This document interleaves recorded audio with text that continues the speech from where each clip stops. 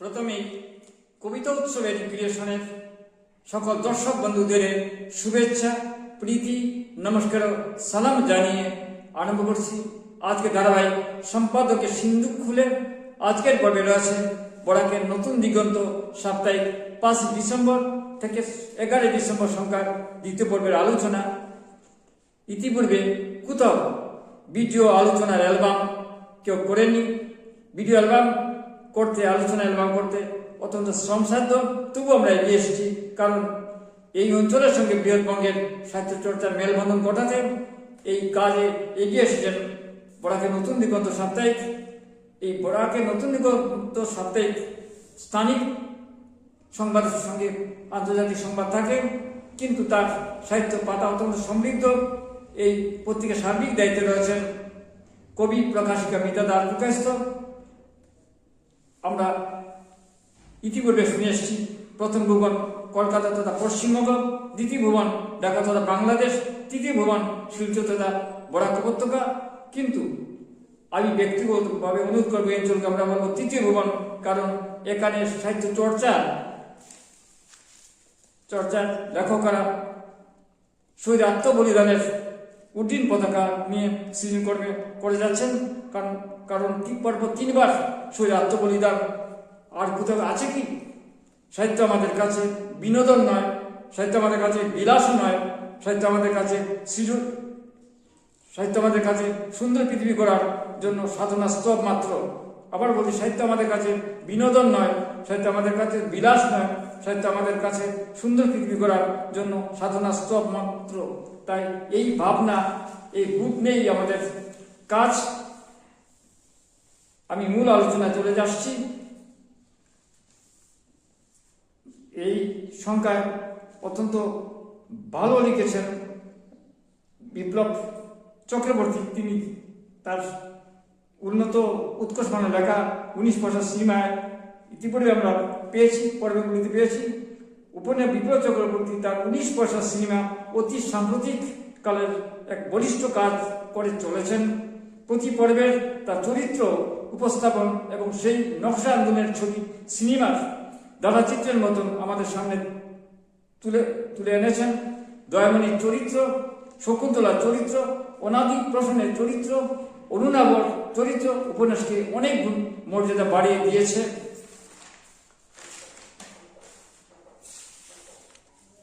উপন্যাস বিপ্লব চক্রবর্তীর 19 পয়সা সিনেমার এই পর্বের কিছু অংশ পাঠ করলে দর্শক তার গদ্য শৈলী সম্পর্কে জানতে পারবে।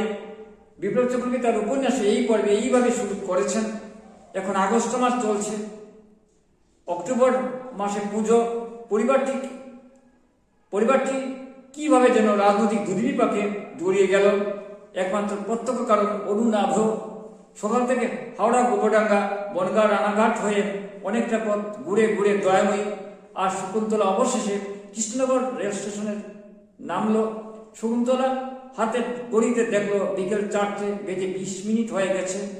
রানাঘাট থেকে সিঙ্গুল লাইন হওয়ার প্রায় 2.5 ঘন্টার বেশি লাগলো। হাওড়া হয়ে কৃষ্ণনগর পৌঁছতে কাকপুলের বাড়ি থেকে ওদের দুজনের বেরুতে সকাল 9টা হয়ে গেছে। শকুন্তলাকে সেদিনটা দেখেছিলেন দয়াময়ী ও অনটনের সংসার। বাড়তি একটা মেয়ের একদিনের দায়িত্ব নিয়েছিলেন দয়াময়ী। অরুণের বন্ধু বলে কথা, বাড়তি একটু যত্ন করার চেষ্টা করছেন মাত্র। পরদিন সকালে ঘুম থেকে উঠে সংসারে কাজকর্ম সেরেছেন দয়াময়ী। শকুন্তলা দেরি করে ঘুম থেকে উঠেছে। অনাদি প্রসন্ন গতকাল প্রস্তাব দিয়েছিলেন বিকেল নাগাদ বের হয়ে যেতে। পরে আলোচনা করে সিদ্ধান্ত হয়েছে পরদিন সকালে, অর্থাৎ আজকে বেরুবেন। করোনা পরবর্তী সময় পৃথিবীর সাহিত্য, সংস্কৃতি এবং জীবনযাপনে অনেক কিছু পরিবর্তন হয়েছে। গল্প থেকে আমরা এসেছি অনুগল্পে, ফিল্মের, টেলিফিল্ম থেকে আরও ছোট ফিল্ম হচ্ছে। এই নানান পরিবর্তনের সঙ্গে সঙ্গতি রাখে অডিও বুক হচ্ছে। আমরাও এই কথা মাথা রেখে ভিডিও অ্যালবাম, আলোচনা অ্যালবাম করে যাচ্ছি। এটা বাংলা সাহিত্যে একেবারে নতুন, তাই আপনারা শুনবেন।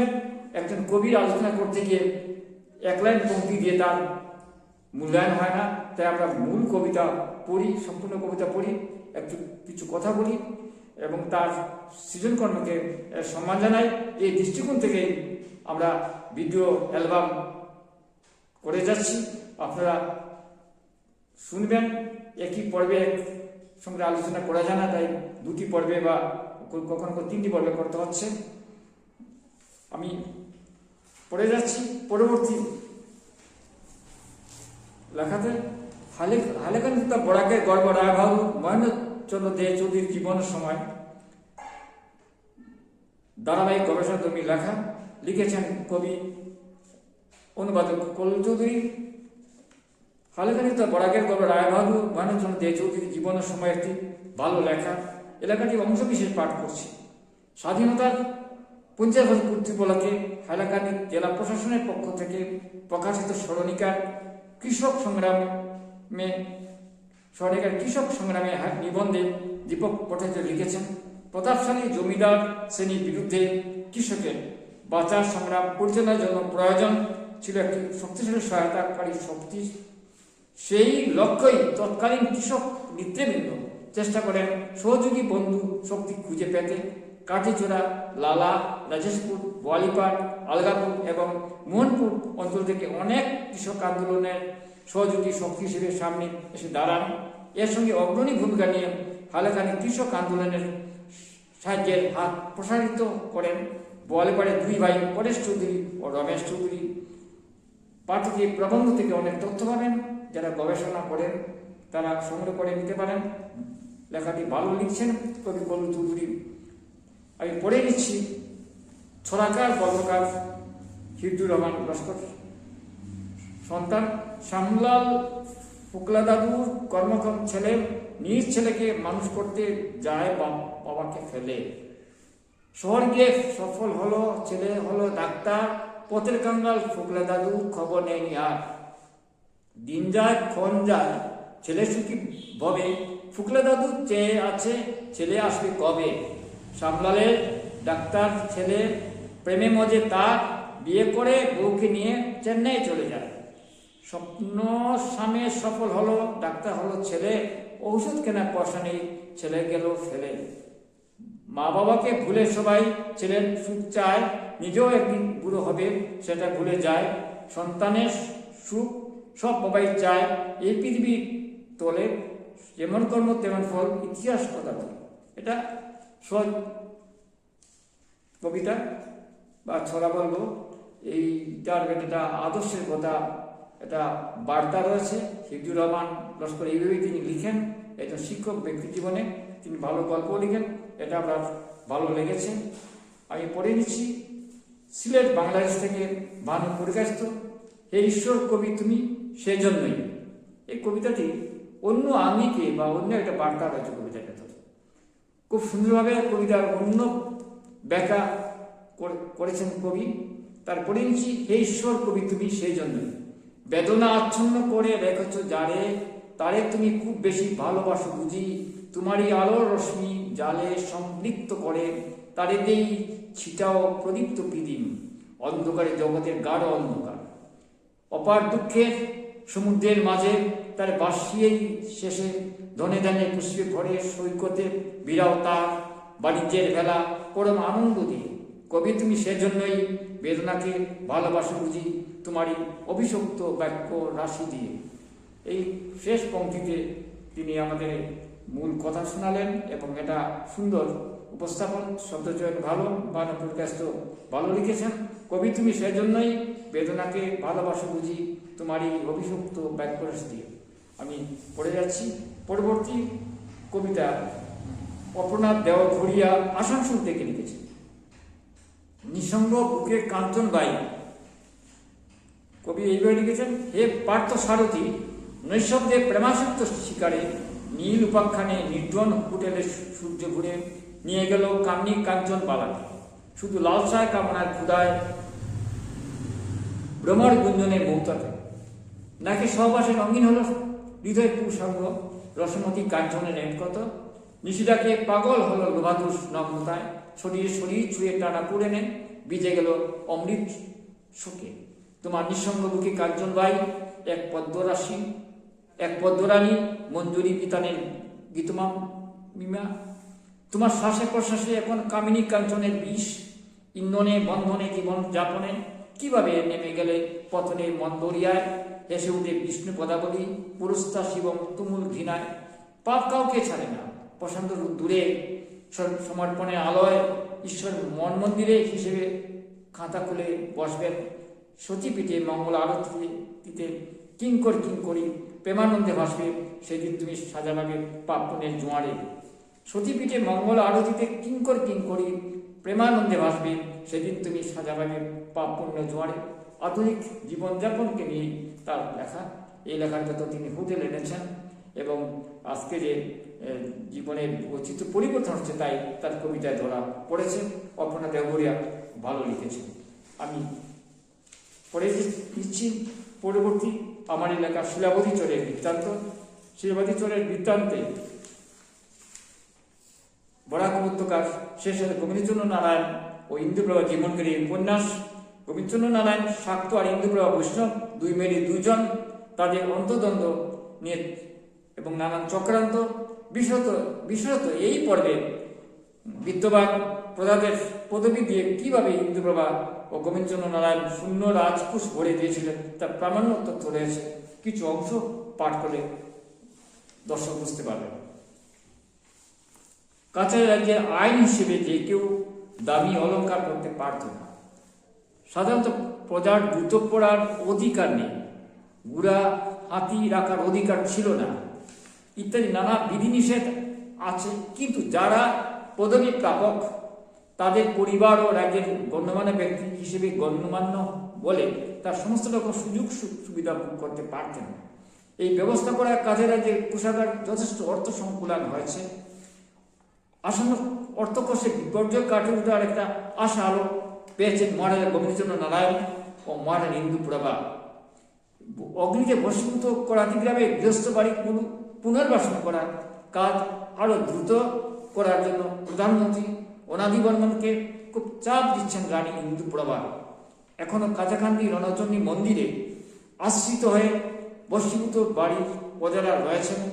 যদিও তাদের নিজ নিজ নিত্যদিনের কাজে ব্যাঘাত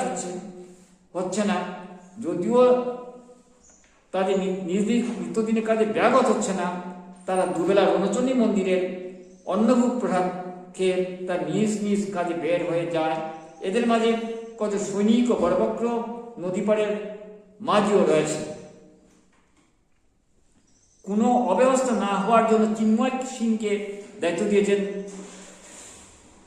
সে আবার ইন্দুপ্রভার বিশ্বস্ত ভাই। আজ গোপনে দেখা করতে ইন্দুপ্রভার সঙ্গে বিশ্বস্ত গুপ্তচর বিশু সৈনিককে মহারানী খবর দিয়েছেন। আজ গোপনে দেখা করতে ইন্দুপ্রভার সঙ্গে বিশ্বস্ত গুপ্তচর বিশু সৈনিককে মহারানী খবর দিয়েছেন।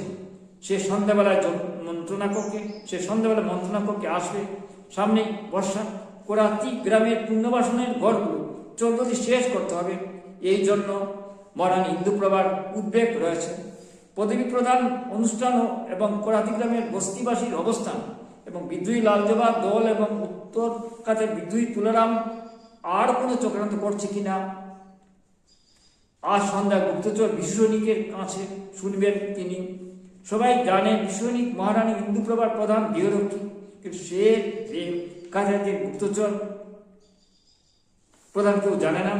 বিশ্বসৈনিকের সঙ্গে আরো 6 জন গুপ্তচর আছে, তাদের মধ্যে সেই এখন ঊর্ধ্বতন কর্মচারী।